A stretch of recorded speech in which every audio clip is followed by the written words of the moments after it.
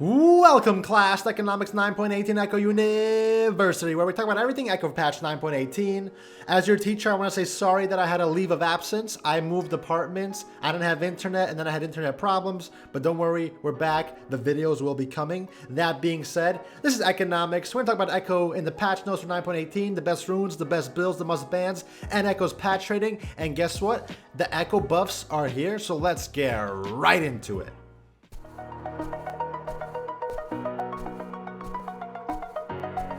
Don't blink! All in. Just my style. Alright, economic majors, let's talk about the Echo buffs for this patch. So we got our W buffed. It's a pretty good buff to our W. From 50 to 70 mana to 30 to 50 mana, which is 20 less mana in every rank, which is really good.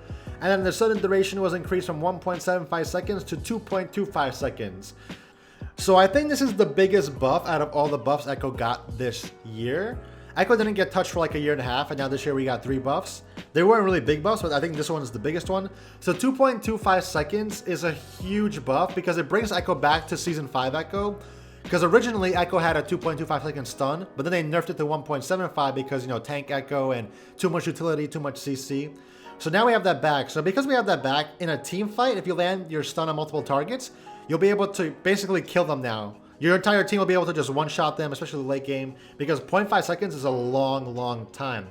And on top of that, it's also good in the early game too, because, you know, an extra 0.5 seconds means that you can do more damage, your teammates can do more damage, and overall it's good throughout the entire game. But on top of that, we also got the mana buff, so now you could, every time you use your W, you save 20 mana, which is obviously really good for Echo, because in the early game, Echo struggles with mana. But, you know, 20 less mana on your W is pretty decent. Although you don't spam your mana. You don't spam your W that often because it's 20-second cooldown. You do usually when you want to fight or, like, you know, shield yourself or, like, you know, get away or slow.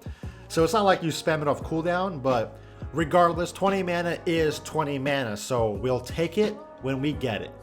So now let's take a look at all the Echo buffs that happened this year. So firstly, on the top right, we had the first Echo buff, which was the joke one. We got the plus 3 AD and then minus 10 mana per level at starting a level 2 on your E.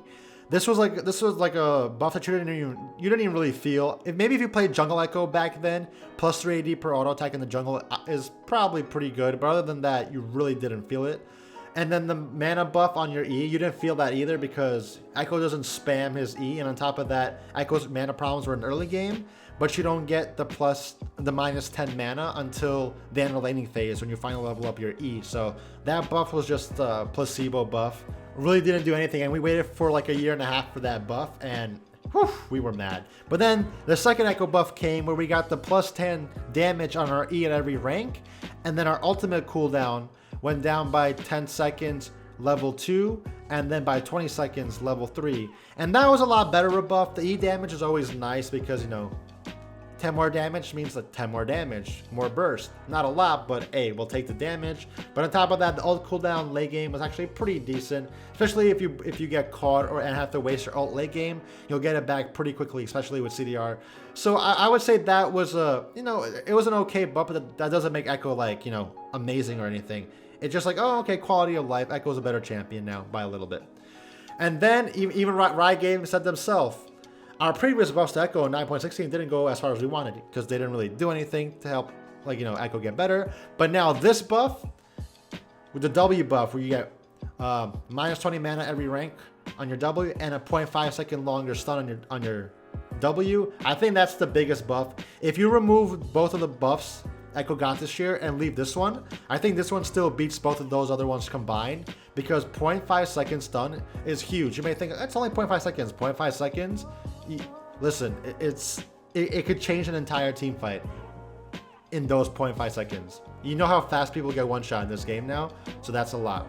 That being said, I'll talk about Echo's patch rating at the end of the video. I'll talk about how he is in the meta now, but just so you know that this buff is actually really good for Echo, and I feel like Riot may be introducing a skin. Like, you know, maybe the KDA boy band version for Worlds, or maybe he'll get a Worlds skin. I don't know. But I feel like, or that maybe they're trying to push him into Worlds because people enjoy watching Echo in Worlds. But I guess we'll see. But that being said, let's take a look at the runes. So the best rune page for Echo in the mid lane, I would say, is Domination Inspiration. You go Electrocute, Sudden Impact, Eyeball Collection.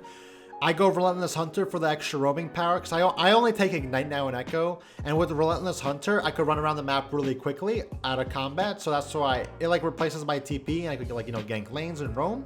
But if you don't want to do that, Ravenous Hunter is just as good. The healing is always good, especially late game. And then Inspiration Secondary is really good because biscuits by 6 minutes into the game. So you get a biscuit at 2 minutes, 4 minutes, and 6 minutes.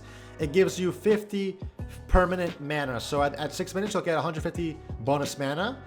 And on top of that, every time you consume a biscuit, you get like 50 mana back plus the 10% that you're missing. So if you're low on mana, the biscuit instantly gives you like 70 mana. Minimum 50, but it could go up to like, I don't know, 70, 80, whatever. So it helps you survive, sustain in lane so much. And then I also go Time Lord Tonic to get extra bonus movement speed every time I consume a biscuit or sip a corrupting potion. So if you're taking into account my biscuit mana, 150 biscuit mana, I go Dark Seal also. That's another 150 mana. And then they just buffed Echo's W mana by 20. And then obviously later in the game, your E goes down in 10 mana. You're saving a lot of mana as Echo now. So I no longer have problems with the mana. So these rune pages are the same as last patch because it seems like Echo's best rune pages have surfaced. So for Echo in the jungle, when you go the Runic Echoes into Iceborne Gauntlet, Spear Visage, Liandry's, the Bruiser tank Echo build in the jungle is actually really good. You want to go Conquer, Triumph, Alacrity, Coup de Grace into Cheap Shot, Ravenous Hunter, and then make sure you go attack speed, AP, and armor. Because the jungle, you need armor and you need that attack speed. So yeah, this is just the tank AP Bruiser jungle build. And Echo in the jungle is probably better than Echo mid lane right now because you get to scale safely, you build the strongest items. But we'll talk about that in Echo's patch rating. So if you're someone who doesn't like to do the Bruisery Conquer Echo build in the jungle, there is a full AP one that's actually pretty good also because Echo does a lot of damage with Runic Echoes and then full AP. So you're going to go Dark Harvest, Sudden Impact, Eyeball Collection, Relentless Hunter for movement speed, or you could go Ravenous Hunter for the healing, and then go Triumph, Alacrity for attack speed, and then also go attack speed AP armor, just so you can clear in the jungle better. But yeah, this build is very snowbally. If you get ahead, you get a lot of AP, you'll be one-shotting people in no time. Really fun build. Guys should try it out.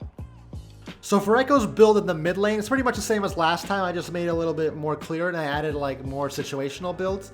So for starting, I go all the starting items. I go Corrupting Potion into Doran's, probably Boots, and Dark Seal, depending how much money I have. But I try to get all 4 of these items as early as possible. Why? Because Echo's early game is the worst part of the game. And if you get these 4 items, it helps you actually, you know, move around a lot, sustain a lot, and actually potentially snowball a lot. So I feel like Echo, in my personal playstyle, needs all the starting items in order to survive the early game. But then I go Proto Belt, Boots of Choice, Lich Bane, and then after Lich Bane, I could decide, do I want to go, you know, Medjay to Snowball, Death Cap to Snowball? Do they have AD? I'll go Zhonya's. Do they have a lot of healing? Maybe Morellonomicon, HP, AP tanks or whatever. Liandry. So after you go Proto Belt, Lich Bane, it's literally up to you. And then make sure just to build an elixir of sorcery when you have your full build to get the extra damage. But I discovered a really good build to destroy champions like Kayn, Volibear, Cho'Gath, Mordekaiser, Vladimir, all these HP AP tanks. Well, AP Bruiser or whatever they're called. But on top of that, also the healing tanks and the, like, you know, HP tanks and the AP Bruisers that build HP. That whole class of champions. If you go Proto Belts, Liandry's Morello, or sometimes Proto Belt, Morello, Liandry's, depending which one you need first. You skip Lich Bane, because Lich Bane doesn't help you kill those champions. Basically, obviously, Liandry's Torment lets you burn them for their HP, which is a lot of damage.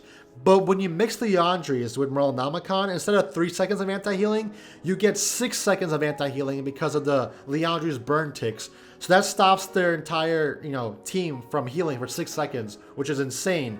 And on top of that, you do get like 900 bonus HP, so you become like tanky also. So I love going Liandry's Morellonomicon, rushing that, versus those type of champions, those HP, AP, or healing bruiser tanks. And then the other build that you would go is versus full AD team comms. Pretty self-explanatory. Just go Proto Belt into Tabbies, into Zhonya's to counter full AD teams because armor, just rush armor, and you'll be able to out-tank them and then out-damage them. So those are the builds in the mid lane. Hope you guys have fun with those. Now let's get into the jungle. So for Echo's builds in the jungle, there are 2 different types of builds. One for Dark Harvest, domination Echo, and then one for Conquer, bruiserish Echo. But firstly, you always start Talisman into Refillable Potion, and then you pick either Runic Echoes, Red Smite, or Blue Smite. I prefer the Blue Smite for the extra burst, but Red Smite is also good versus, if you want to get basically a mini exhaust and some true damage. But anyway, after you build your Runic Echoes, you're going to go for a full AP, you're going to go Proto Belt into Boots of Choice, into Lichbane if you're snowballing Medjais, and then basically it's the same build as mid lane. Whatever you want. Your base is Runic Echoes, Boots, Proto Belt, and then after that, whatever you want to build, same as mid lane. But for the Conquer one, you're going to go Runic Echoes into Iceborne Gauntlet, Defensive Boots, into Spear Visage, Liandry's Torment for that burn, and then after that, you can build, I don't know, whatever you want. Liandry's, maybe an AP item, maybe another tank item. It doesn't really matter after that. But those are the 2 different types of builds you would go for Echo in the jungle.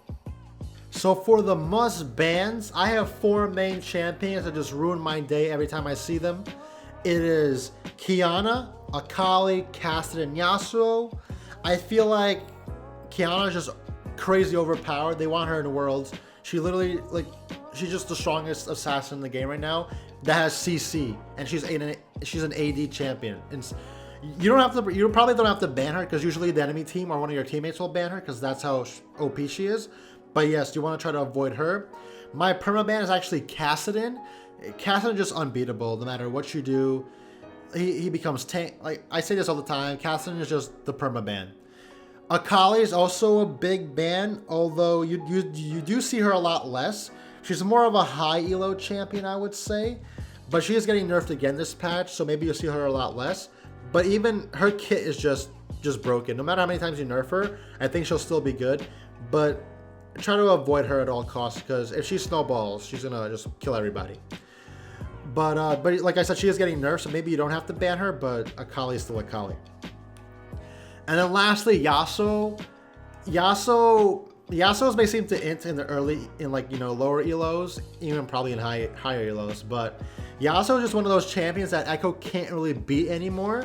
He out farms you, outscales you, and out damages you. The only really way you beat Yasuo is if Yasuo beats himself by just inting into you, or your jungler just perma ganks him, and then you could eventually one shot him.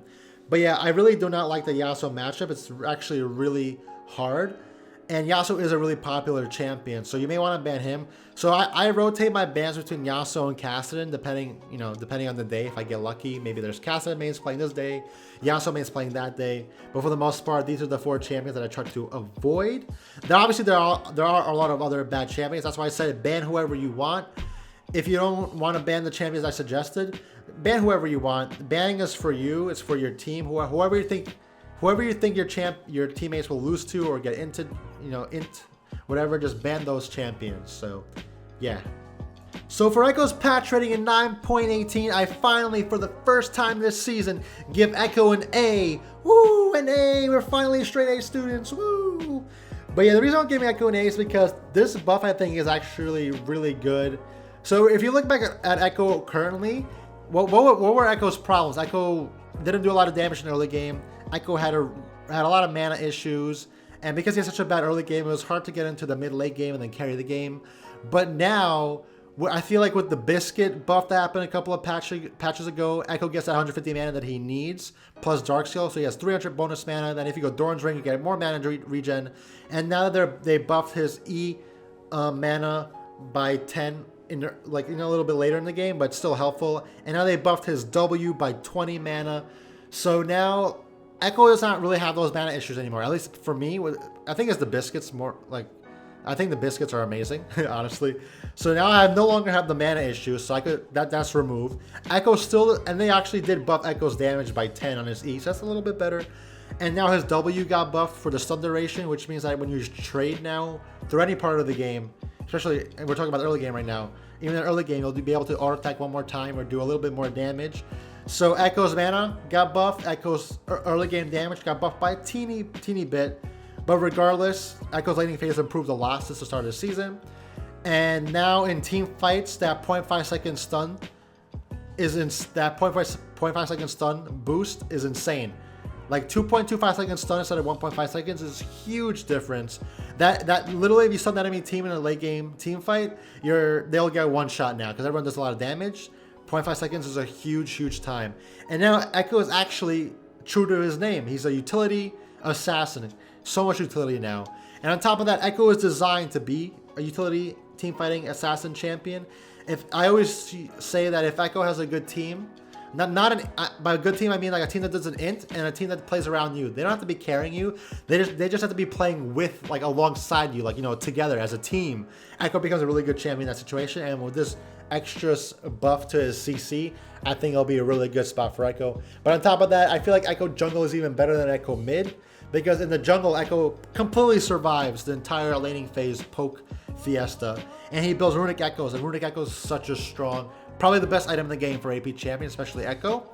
So Echo in the jungle is just really good, probably even like A+ tier in certain situations. So the only problems I do see with Echo right now is that bruisers are still really strong, like, you know, Triforce bruisers like Jax and everything, Renekton. They're still very strong, but Echo always got countered by that class of champions. And another thing that I realize right now is that it's not really Echo, it's just the game state in general. If people are inting, it's really hard for Echo to scale, because Echo is a sort of scaling champion. But that's like not related to Echo, that's just related to like people not getting banned, bad mental, people inting. In terms of like the meta, mid lane, Qiyana is like the best right now. Ahri is still really good. But Echo is not even that bad into Qiyana. If you play correctly, build some armor, Qiyana is just bad for your team, not really bad for Echo. If you play smart, you could survive the laning phase. So I feel like Echo, you know, overall is in a pretty decent spot in terms of mid lane. Jungle, I think, is an amazing spot. That being said, with all these buffs, I give Echo an A. Will we see Echo at Worlds? I think we'll see Echo at Worlds. Maybe like Jizuke will play. Wait, he's probably not even at Worlds. Maybe Faker will play Echo mid again. Maybe, I think a lot of teams will play Echo jungle in certain situations, and maybe Echo just to counter some certain like champions like Syndra. Maybe, I don't know. And maybe we'll get an Echo skin at Worlds, because they are buffing Echo out of nowhere. But yeah, hope you guys enjoyed this episode of Economics. Hope you guys learned something. Hopefully we'll get another Echo buff after Worlds. Hopefully I have a feeling if Echo performs well, they will nerf Echo. Please don't, Riot Games. But anyway, thank you guys so much for watching. Hope you guys learned something, and I'll see you guys in the next one.